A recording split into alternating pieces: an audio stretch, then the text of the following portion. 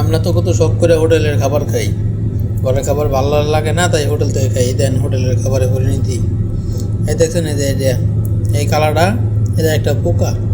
সকালে হোটেল থেকে 2টা পোকাটা ভাজি আনছি, অ্যান্ড খাওয়ালে বসি অ্যান্ড এই ভাজি হইতে দিয়ে পোক।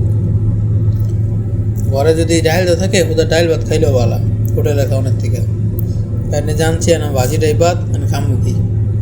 আর যদি একটু সচেতন হয়, একটু স্বাস্থ্য সচেতনভাবে সব কিছু ডাইকা ডিকা পরিষ্কারভাবে তুই তো, তাহলে পোকাটা পড়তে পারতো না।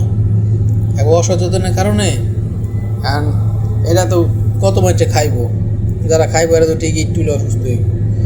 এটা আমার পাতে এটা পড়ছে, এটা তো খাবো না, এটা ফালাইয়া। কিছু কিছু মানুষ আবার বিশ্বে যাবো না যেটা পোকা, তাই আমি হাত দিয়ে দুইটা তুললা আপনাদেরকে দেখাইতেছি। হ্যাঁ, এই যে দেখেন, দেখছেন, এটা কোনো বাচ্চারা খাইবো, একটা বড় মানুষ খাইবো, যেই খাইবো অসুস্থ হয়ে যাবো। হোটেলের খাবার তো আমরা সবাই খাই, বাইন চোদ্দের টাকা কামায় কিন্তু খাবারটা ভালো দিতে চায় না। একটু আছে না, একটু যত্ন করি খাওয়াটা রেখে রেখে রাখি, তা না, টাকা কামাই লয়ে যাবো। আর মানুষ এনতে না খাইয়া এই ইতান খাইয়া মানুষ আরও অসুস্থ হইব। দেখছেন, এটা এই তরকারি লোক গুলে গেছে, এটা হাত পা কুইলে টুইলে গেছে গা। এটা তো কত মানুষে খাইছে, কত পোলাবানে খাইছে। এটা